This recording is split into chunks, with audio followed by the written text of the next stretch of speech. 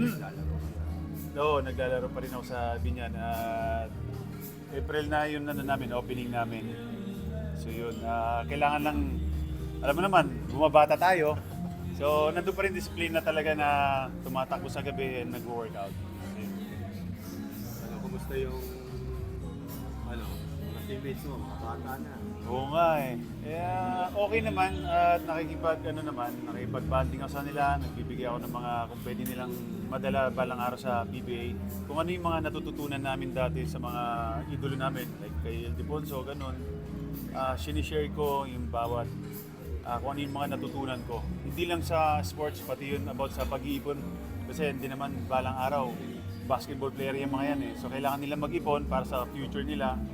So yun, kailangan pala sila ng mga katawan.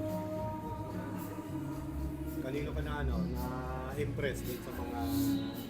Actually, lahat naman sila. Yung mga iba yung mga player natin ngayon, mga bata.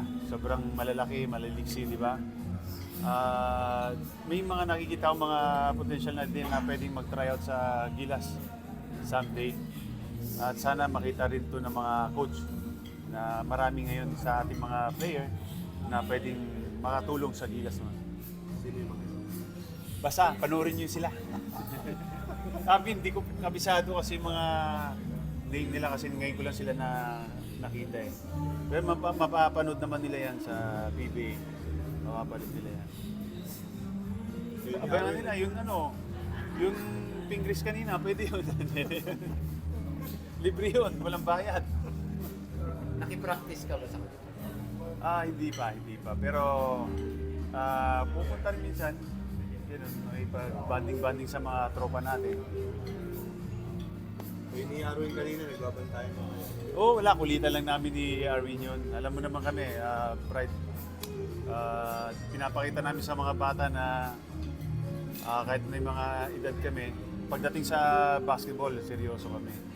So, sana ma-adapt nila yun. Ano?